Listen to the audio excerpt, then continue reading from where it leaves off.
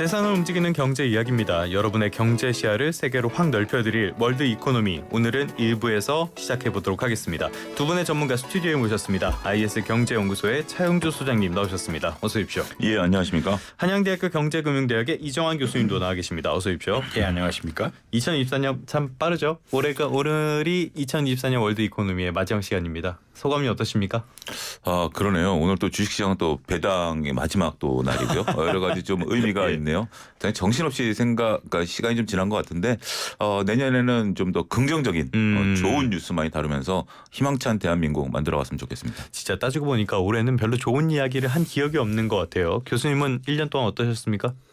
뭐 바빴다 하고 약간 혼란스러웠다. 이게 정신에 말씀하기에 정신없는 게 여러 가지 이유가 있을 텐데 뭐 개인적으로 바쁜 것도 있지만 예. 나라가 좀 혼란스러운 것도 있고 경제가 또 안 좋으면 사람들 심리적으로 좀 위축이 그렇죠, 되면서 그렇죠.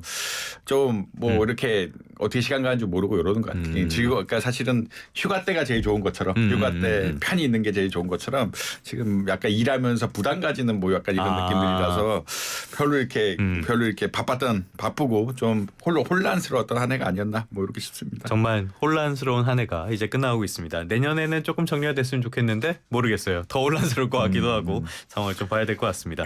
자, 우리 월드 이코노미 시간에 최대 출연자라고 하면은 진행하는 저도 있고 소장님도 있고 교수님도 계시지만은 등장 인물로 치면은 트럼프가 1위 아니었을까, 압도적인 1위 아니었을까 싶은데 오늘도 트럼프의 이야기를 조금 해보도록 하겠습니다. 트럼프 발언을 들어오면요, 이 사람이 그래도 당선자 신분인데 말을 어떻게 저렇게 막 하나 싶은 점이 좀 많은데 이번에는 또 그린란드 이야기를 했어요. 어떤 이야기를 한 겁니까? 뭐 그린란드를 매입하겠다라는 이야기. 사겠다? 예. 네. 근데 그리고 그거는 사실 이전부터 나왔던 이야기긴 합니다. 트럼프 1기 행정부 때 행정부 2019년에도 한번 산다라고 이야기를 했거든요. 예. 이게 아무래도 지금 특히나 러시아 우크라이나 사태 같은 것들이 터지면서 이제 러시아에 대한 또 견제 같은 것들도 중요하게 되니까 아무래도 이제 그린란드가 캐나다 위쪽에 있고 그렇죠. 예. 러시아 이 사이에 있으니까 국가 경제라든지 안보상에 있어서 뭐 중요한 자원이 되지 않을까라는 의견 하에서 러시아에 매입해야 된다. 그러니까 특히나 이제 러시아를 견제하게 하려고 하면은 아무래도 이거 매입을 통해서 거기에 안보를 강화하는 게 낫지 않느냐라는 큰 틀 안에서 이게 사실 이제 매입을 하려고 하고 있고요. 정말 지금 그린란드가 어디 땅이죠? 그러니까 지금 덴마크 땅이죠. 덴마크 땅인데 땅. 네. 2019년, 2020년에도 했는데 당연히 거부하죠. 네. 그 땅을 그렇게 큰 땅이고 특히나 덴마크 같은 데들이 죄송합니다. 그린란드가 히토류 같은 것도 많이 자원도 많잖아요. 네, 자원도 예. 많은 땅이라고 알려져 있어가지고 덴마크가 쉽사리 팔 거라고 생각도 하지 않고 아무래도 국민이 있는데 거기를 네. 이렇게 판다는 것 자체가 또 옛날과 달라서 옛날 뭐 제국주의 시절에 그러니까 미국이 이제 러시아로부터 알라스카로 산 기억이 있긴 하지만 그때는 제국 시대, 그러니까 제국주의 시대였고 예. 지금 주권국가 시대에서 이렇게 사는 게 영토에 사는 게 쉽지는 않을 거라고. 뭐 제국주의적인 사고를 하고 계시는 분이라서 그럴 수도 있겠네요. 예. 그러니까 이게 사실 쉽지는 않은. 그러니까 이제 그만큼 이제 러시아가 관계가 중요해졌고 이런 경제 안보 같은 것도 중요해졌다라는 뭐 메시지로 보실 수 있을 것 같습니다. 그럼 메시지는 알겠는데 실제로 가능할 것 같지는 않고요. 방금 전에도 말씀해 주신 것처럼 히토류 같은 문제도 있다면은 결국에는 러시아도 러시아지만 중국도 이렇게 타겟으로 했다라고 볼 수 있는 건가요? 종합적인 판단이 나올 수 있을 것으로 보여져요. 뭐 그린란드가 어디냐라고 이제 질문하면 여러분들 학교 다닐 때 그 교실에 세계 전도 붙었을 때 왼쪽 위에 하얗게 큰 땅 하나 보였던 거 있죠. 사회과 부도. 네, 사회과 부도 거기 보면 이제 우리가 그게 지구가 둥글지만 펼쳐놓으면 위 아래가 이제 크게 보이는데 왼쪽 위에 하얗게 보였던 땅이 그게 그린란드죠. 그렇죠. 예. 그 실질적으로 그렇게 크진 않지만 이제 거긴데 저는 뭐 히토류로 보는 시각은 어떻게 보면 이제 그 트럼프의 생각과 다를 수도 있다라고 봐요. 그러니까 이제 히토리라는 것은 전 세계에 다 묻혀 있는 거고 물론 그린란드의 그 히토리 50종 중에 43종이 묻혀 있기 때문에 예. 이런 부분도 되긴 하겠습니다만 그린란드라든지 이런 북유럽 국가들이 기준적으로 하는 게 환경에 대해서 엄격한 그 규제를 또 그렇죠. 하고 있는 예. 상황이죠. 그래서 히토리를 판다라는 게 우리가 이제 히토리가 환경을 망친다라는 게 정말 어마어마한 땅을 파면 1g 정도 나오는 거죠. 그러면 환경이 완전 파괴되는데 강한 화학약품도 써야 되고 막 이러니까 그린란드가 만약에 외교나 군사는 미국에 동조를 할 수도 있겠죠. 나름대로. 뭐 그렇게 되면서 정말 덴마크에 있는 게 좋으냐 미국에 있는 게 좋으냐 또 생각이 다를 수도 있죠. 하지만 미국이 와갖고 자원을 파간다? 그러면 그린란드에서 못 받아들일 가능성도 있어서 네네. 이 시각은 조금 우리가 조금 다양한 시각 중에 하나로 좀 봐야 될 것 같고 이런 것도 있을 수 있다. 있을 수 있다라는 것들이 하지만 저는 앞서 교수님 말씀하신 러시아 견제라든지 예. 아니면 트럼프의 어떤 뭐 정말 트럼프는 여러 가지를 속된 말로 선빵을 날리고 있는 거죠. 선빵을 날리고 있는 이런 부분들에 있어서 네. 정말 정신 못 차리게 하면서 우리가 만약에 뭐 이럴 수도 있죠. 거기에 이제 미국 군사기지가 있는데 가장 북단에 있는 미국 군사기지거든요. 그걸 또 강화하게 되면서 어떻게 보면은 그 밑에 있는 그 유럽 국가들에 대해서 안보 비용을 더 추가로 요구할 수도 있는 부분들 네. 이런 부분들이 있기 때문에 단순하게 그 지역 그게 뭐가 있느냐라기보다는 이걸 얘가 트럼프가 여기를 원하는 이유가 무엇일까라고 본다라면 저는 그러니까 그린란드 목적보다는 그린란드를 통해서 다른 나라들을 우회 압박할 가능성도 배제할 수 없다 저는 그렇게 말씀드리겠습니다. 뭐 히토류 얘기가 나온 김에 히토류라는 게 이름에는 희귀하다는 이야기가 들어가 있지만은 실제로 지표상에 그렇게 희귀하진 않지만 말씀해 주신 것처럼 워낙 추출하는 게 어렵기 때문에 환경 오염도 많이 되고 그래서 권위주의 국가나 중견 기업이 아니지 중견 국가들이 주로 하는 산업이라고 보시면 될 것 같습니다. 자 그런데 그 미국 대통령 중에서 그린란드에 눈독을 들였던 대통령 트럼프만은 아니라고 하죠. 또 누가 있었습니까? 트루먼 그러니까 사실은 그린란드가 중요하죠. 위치상 중요하기 때문에 이게 그러니까 그 사이가 아까 우리가 이제 전도를 보면은 좀 위치가 애매한데 우리가 지구본을 통해 보면은 진짜 이제 북극에 있거든요. 북극에 이제 어떻게 보면 전략적 중요성이 있고 혹시나 북극에 이제 다른 군사기지를 아까 뭐 소장님께서 말씀하신 것처럼 중국도 이제 아까 중국에 대한 이슈가 계속 나오고 있는데 중국도 이제 북극에 혹시나 군사기지 같은 것들 뭐 덴마크와 협조 그러니까 유럽과 중국과의 사이는 또 나쁘지 않아서 네. 뭐 그런 것들 개발을 한다든지 뭔가 위협 시설이 들어오게 되면 미국도 부담이거든요. 이게 캐나다 조금만 넘어가면 바로 미국으로 들어올 수가 있는 데이기 때문에 이런 위협을 받고 있다. 그리고 뭐 트루먼 대통령도 사용했다라는 뭐 이야기는 있는 것 같습니다. 근데 이제 이제 전략적 중요성 그리고 이제 아무래도 서로 북극의 자원 개발이라든지 앞으로 또 따뜻해지면 또 어떻게 될지 네. 모르는 양상이기 때문에 북극에 대한 전략적 중요성 같은 것들을 취득하려고 하고 있고 예. 미국에 지금 강력하게 얘기하는 건 원천 봉쇄하겠다. 이거는 자기 나라 딱 만들면은 누가 들어오는지 마는지를 적극적으로 통제를 할 수가 있기 때문에 아유, 무서워라. 이걸 네. 원천 봉쇄해가지고 중국 또 그렇고 러시아는 직접적이고 중국이 혹시나 들어오는 걸 막고 거기다 네. 뭐 또 기지를 개발하기 시작하고 그다음에 잠수함 같은 것도 그린란드 지역에 많이 나타난다라고 이야기해요. 러시아 잠수함 같은 것도 북극해를 통해 가지고 그쪽에 많이 나타난다고 하니까 우리가 미국 입장에서 영토 주권을 지켜서 아예 그런 것들 싹을 배제하겠다. 그러니까 잠수함이 그쪽에 와서 핵미사일 쏜다 그런 건 되게 위협적이긴 하죠. 예, 네. 또 특히나 이제 그러니까 러시아도 문제지만 중국 잠수함들이 거기 가서 쏜다라고 하는 거는 미국 입장에서는 해지하고 절대 하고 싶어하지 않은 이런 입장이기 때문에 그 전반적인 그러니까 실제로 경제 안보적인 이슈도 있고 아까 진짜 아예 원천 봉쇄하려는 미국의 입장이 반영된 어떤 의견이다라고 보시면 될 것 같습니다. 미국 쪽 입장에서는 당연히 사면 좋은데 자국의 주권은 자국의 주권인데 다른 나라의 주권은 왜 무시를 하는지 잘 모르겠습니다. 덴마크 입장에 네. 팔기 어려울 수밖에 없다. 뭐 이렇게도 말씀드릴 수 있을 것 같습니다. 다른 나라의 주권을 말씀드려서 한 군데를 더 보자면은 지금 문제가 되는 파나마 운하 이것도 다시 우리가 가져오겠다 막 이런 이야기를 하더라고요. 지금 파나마 운하는 누가 갖고 있는 겁니까? 파나마 정부가 당연히 갖고 있죠. 뭐 파나마니까. 원래 이제 미국이 만들었기 때문에 미국이 이제 1914년에 만들어서 소유권을 갖고 있었어요. 그때만 하더라도 이제 국가의 어떤 개념이라든지 이런 것들이 이렇게 큰 나라들 제외하고는 크지 않았었던 상황인데 예. 일단은 1977년 미국과 파나마가 이제 협정을 맺어서 현재 지금 소유는 공식적으로는 파나마 운하 관리국이 이제 소유하고 있는 겁니다. 그러니까 이제 한 나라의 이제 한 청이 이제 그렇네요. 관리를 하고 있는 그런 부분들이죠. 99년에 넘어온 거니까 실질적으로 얼마 되지는 않았어요. 그런 상태인데 30년도 안 됐네요. 네. 근데 이제 파나마 운하 같은 경우 이제 여기가 미국으로 가는 태평양을 지나서 미국으로 가는 중요한 교역로 아니겠습니까? 여기가 아니면 우리가 그 북경에서 상해나 부산항에서 출발한 배가 뉴욕항까지 갈 수 있는 방법은 저 남미를 돌아가야 되는 예.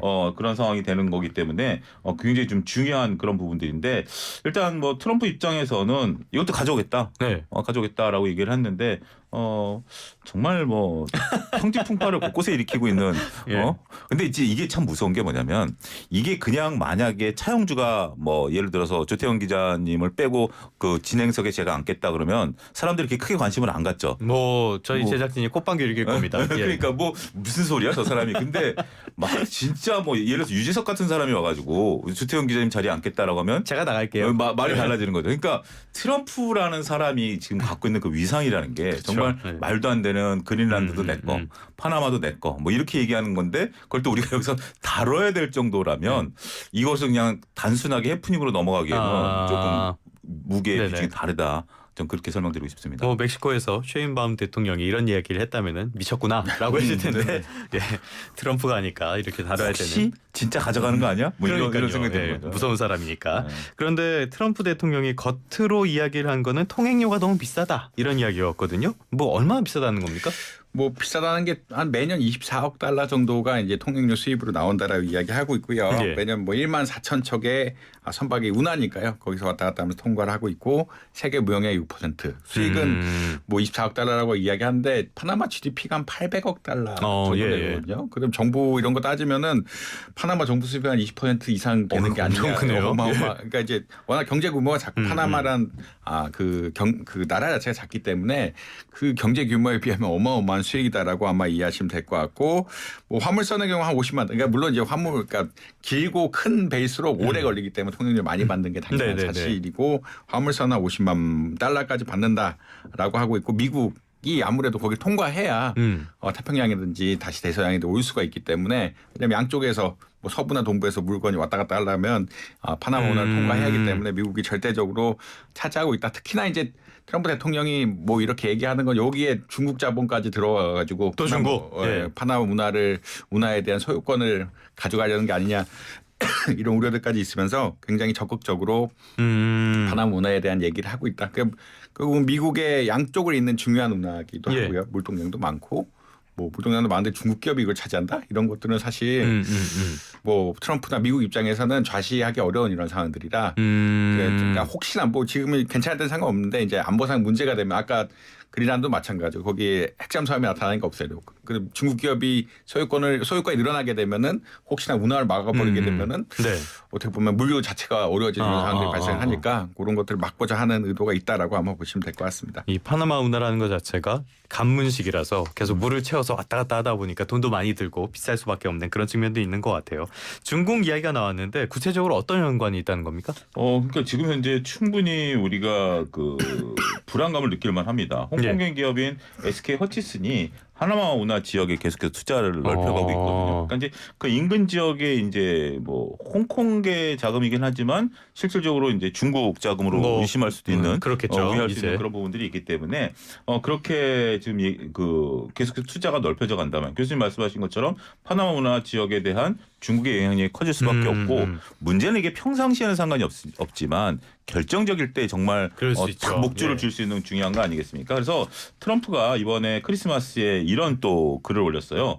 파나마 운하를 정성스럽게 하지만 불법으로 운영하는 중국의 훌륭한 군인들에게라는 글을 올렸어요. 그러니까 이제 어떻게 보면 교수님 말씀하신 거 그게 핵심일 수도 있어요. 네, 그러니까 네, 파나마가 단순하게 교역량이 높고 하지만 중국을 견제한다라는 측면을 공식적으로 내세운 거죠. 그렇기 때문에 중국이 운하 보수 비용을 미국에 부담하면서 자기네들 통행료만 내는 거고 예. 미국은 통행료도 내지만 그 보수도 또 일정 부분 하는 부분들이 있기 때문에 이렇게 그 좀 하는 것들도 있고요. 더군다나 또 한편으로 보는 측은 그럽니다. 지금 캐나다 멕시코에다 25% 관세를 지금 매기고 있는 거 아니겠습니까? 그렇다면 어차피 그 캐나다 멕시코에 25% 매기고 중국에 60% 매겨도 중국게 더 싼 거 아니야? 그러니까 오히려 캐나다 멕시코 거 안 들어오고 그럼 중국 걸 갖고 오려면 어디로 통해야 되죠? 결국 파나마 운하를 또 통해야 되는 그런 부분들이 있기 때문에 가능성에 대해서 지금 중국과 관련된 가능성에 대해서 그리고 내가 중국을 때린다는 거에 대한 어떤 당위성에 대한 부분들도 계속해서 하는 그 일환이 아니겠나 그렇게 좀 말씀드릴 수 있겠습니다. 알겠습니다. 파나마 운하 뭐 중요하죠. 거의 뭐 가는데 오래 걸린다 그래도 돌아서 가는 것보다는 훨씬 빠르니까. 그 파나마 운하가 최근에 확장 확장을 좀 했죠. 그러니까 왜냐하면 우리가 이제 배가 운하를 통과할 수 있는 규격으로 한정돼 있기 때문에 네. 물동량을 많이 못해서 이번에 확장을 한 비용들을 다 제가 알기로 미국에서 된 걸로 알고 있거든요. 그렇기 때문에 그것도 또 부여한 미국 그러니까 예. 옛날보다는 배 옆으로 좀 넓혀야 되니까 그런 부분들에 대한 어떤 소유권 주장도 가능하다고 보는 거죠. 알겠습니다. 파나마 운하까지 이렇게 트럼프가 계속 손을 대고 있는데 그 배경에는 다 중국이 어느 정도는 자리를 하고 있는 것 같아요. 미국에서 선박법이라고 불리는 법안이 발의됐는데 이 선박법 역시도 중국을 타겟으로 했다라는 평가가 나오거든요. 애초에 이 선박법이 뭡니까? 뭐 일단 그 미국과 중국의 어떤 조선 산업에 대해서 좀 이야기를 먼저 드려야 되는데 중국이 이제 흔히 말하는 우리나라 흔히 말하는 고부가치선에서 밀리지만 다른 선박에서는 전 세계 제일 많이 만들고 있거든요. 벌크선이라든지 이런 것들을 컨테이너선 같은 컨테이너선 많이 만들고 있는데 그거 상선이죠. 그러니까 상선인데 상선이 유사시에는 군함 만든 대로 변경이 가능합니다. 사실 이제 뭐 2차 세계 대전을 봐도 미국이 군함을 그러니까 그 하와이에서 한번 크게 당하고 군함들이 거의 훼손이 됐는데 1년 뭐 만에 거의 뭐 그 물량 찍듯이 계속 찍어내거든. 그건 이제 조선 산업이 바탕이 됐기 때문에 다행히 군수에 국한된 조선 사업이 아니라 이 흔히 말하는 상선도 충분히 있어야 혹시나 이제 군함들이 엎어졌을 때, 그러니까 새롭게 만들 때 물동량을 댈 수 있다라는 그런 개념으로 아마 접근하시면 될 것 같고요. 2차 대전 때 뭐 상선도 많이 활용을 했으니까. 예, 그러니까 상선 만든 조선소는 유사시에는 이제 그러니까 군사무기 만드는 조선소로 그러니까 도크가 없으면 이제 아예 만들 수가 없기 때문에. 그렇죠. 지금 미국의 어떤 조선업의 상황은 군사 시설밖에 안 남았다. 그러니까 전함은 만들 수 있는데. 유사시 전쟁이 터지면 상선을 만드는 것도 도크를 변경해서 전함을 만들어야 되는데 이런 역량이 중국에 비해서 굉장히 모자라다라고 이야기하고 있습니다. 그렇기 때문에 최근에 뭐 트럼프 행정부가 들어오자마자 우리나라 조선업에 대해서 같이 협조하자라는 이야기가 나오고 왜냐하면 배가 부족하기 때문에 배를 상선이 군함으로 빨리 바뀔 수 있는 혹시 그러니까 지금은 당연히 그냥 현재 군함을 보면 미국이 당연히 앞서는데 이게 다 한번 엎어지고 나면은 새로이 만들어야 돼. 새로이 만들 때 스피드를 못 따라간다라는 그런 큰 주장이 있고요. 이에 따라 선박법을 만들었어요. 선박법이 어떤 거냐면 지금 거의 이제 미국의 상선을 안 만들기 때문에 그 미국 선적 상선으로 운영되는 것도 별로 없습니다. 해외 상선들이 거의 운영이 되고 있다라 보시면 되는데 10년 내에 한 250척으로 늘려가지고 전략 상선단을 운영해야 한다. 그러니까 굉장히 늘린다라는 입장으로 보시면 될 것 같고 자국 상선 해운에 대해서 자국의 해운업을 발전시켜서 이걸 일정 부분 시키지 않으면은 조선도 문제가 되고 이 나중에 배 같은 것들을 활용하는데 문제가 되기 때문에 또 안보의 문제가 되겠네요. 안보의 문제가 그러니까 중국과 이제 전면전 시나리오를 고려하지 않을 수가 없는 상황들이 반영이 되고 있어가지고 결국은 해상 안보에 대해서 강력하게 주장하고자 한다라는 그런 입장으로 보시면 될 것 같습니다. 바다를 지배를 해야. 전투기는 많이 만들 수 있는데 배를 못 만들게 되면 이것도 그러니까 배를 지금은 당연히 좋은 배들이 많지만 이게 무너지게 되면은 그다음 배를 만들 수가 없기 때문에 이런 우려가 심각하다라고 보시면 될 것 같습니다. 알겠습니다. 전쟁사까지 한번 가볍게 살펴봤습니다.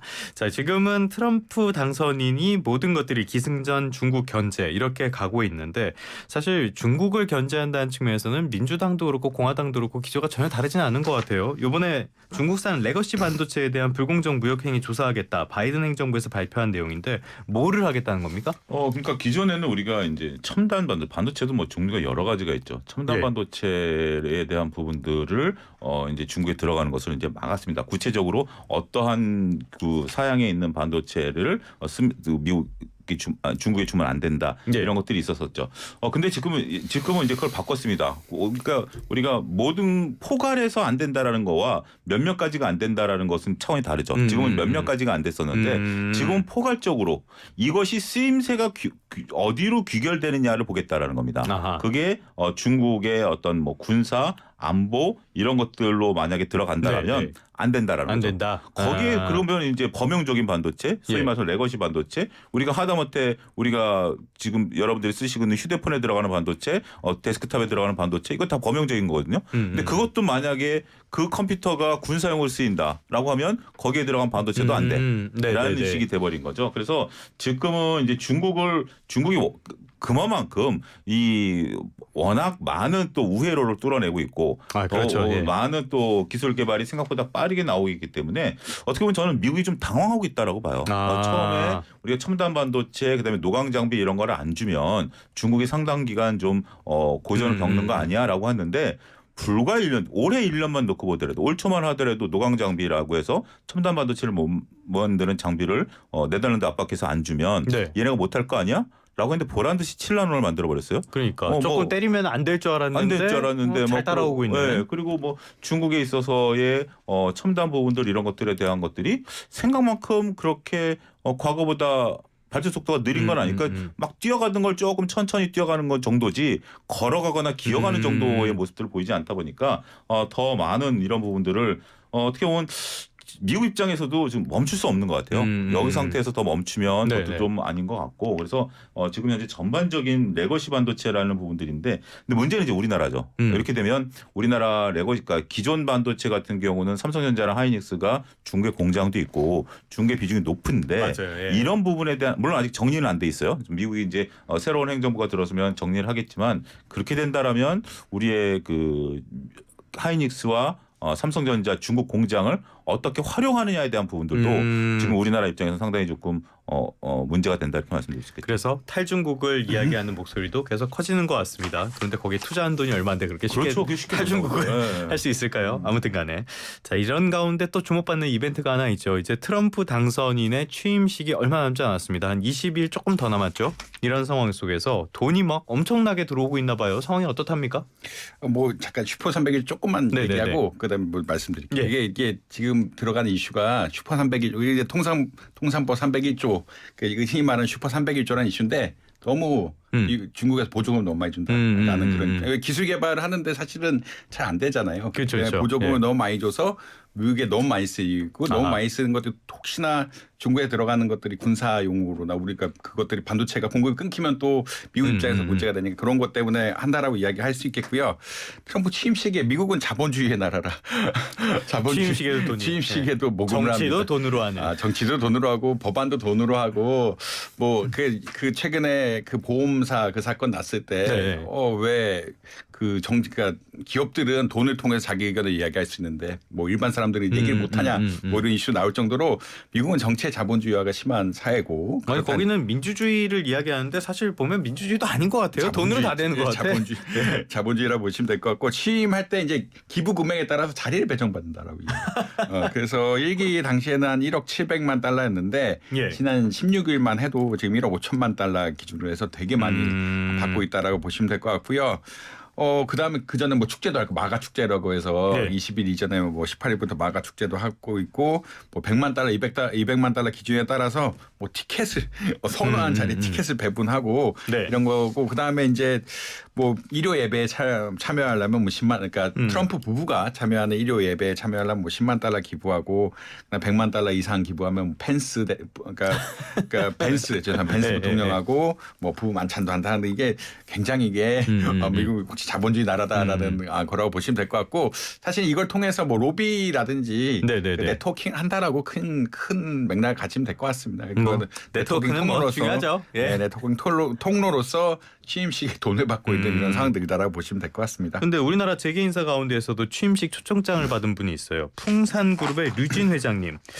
어떻게 초청을 받은 걸로 알려져 있습니까? 우리가 이제 이분 같은 경우는 우리가 이제 한국경제인협회 회장 이 자리에 있으시기 때문에 경제인협회 자리고 또 풍산이라는 게 또 지금 뭐 미국도 풍산을 무시할 수 없죠. 풍산이라는 게 지금 이제 구리 아연 뭐 이런 거 하는데 특히 이제 우리가 그 뭐죠 탄약. 탄약을 제조하는 주요한 우리 또 방위산업 업체거든요. 그런 부분들이 되기 때문에 지금 일단 취임식 초청 인사 중에 보면 정유진 회장, 그다음에 이제 한국경제인협회 그러니까 자리에 있는 분들 지금 뭐 어떻게 보면 우리도 대통령이 초청을 받아야 되는 입장이지만 안 되니까 이제 국무총리가 대행 이제 가시는 이제 그런 거 있는 부분들도 있고, 국회의원도 몇 분 이제 또 아무래도 외교통상이라든지 뭐 이런 분 계신 분들도 받을 수 있는 거고, 나머지 이제 그룹들 같은 경우는 초청을 받았다라고 하는데 한편으로 보면 뭐 기부 형태일 수도 있는 거고, 이거는 좀 논외로 친다 하더라도 어떻게 보면 우리가 이제 기부 그러면 이렇게 돈 내고 내가 여기 참석한다라는 건 우리 정서로 좀 거부감이 이상하죠. 이상한 건데 어떻게 보면 미국은 좀 당연한 거일 수도 있을 것 같아요. 선거법 걸릴 수도 있어요. 우리는 이제 당연한데 걔네는 이제 그런 건데 어쨌든 지금 이제 뭐 누구든지 뭐 저라도 뭐 만약에 사업하는 입장이라면 뭐 가려고 하는 분들이 있는 거기 때문에 일단 공식적으로 자리에 있는 분들 초청받는 분들도 있고 그 외에 많은 기업들이 현재 지금 줄을 대고 있는 게 아니겠나 그렇게 말씀드릴 수 있겠습니다. 또 이분은 학소 개인 감정이 앞서는 분이라 좀 더 네트워킹을 만들어 놓을 필요도 있으니까 사돈의 8촌까지 동원해서라도 해야겠죠. 그런데 트럼프가 계속 순항을 할 수 있을 것인가? 최근에 보면은 썩 좋지 않은 그런 조짐들도 있는 것 같아요. 특히 이번에 예산안 정국 또 뭐 정부가 셧다운이 되니 많이 그러고 있다가 되긴 됐는데 트럼프가 의도한 대로는 안 됐던 것 같아요. 어떻게 보셨습니까? 트럼프가 이제 이번에 예산 통과됐죠. 예산 예. 통과됐는데 트럼프가 요청한 안은 부채 한도를 없애자라는 안이었거든요. 부채 한도를 없애자는 안이었는데 부채 한도 없애자는 건 적자를 더 내겠다라는 그런 안이어서 아니 너무 많다고 뭐라 해놓고서는 부채한도 없애라 그러면 뭐 앞뒤가 자기가 하나도 쓸 안 만큼 맞네. 쓰겠다라는 네. 거, 예, 자기가 뭐 쓸 만큼 의회랑 상의 안 하고 그냥 쓰겠다 이런 거죠.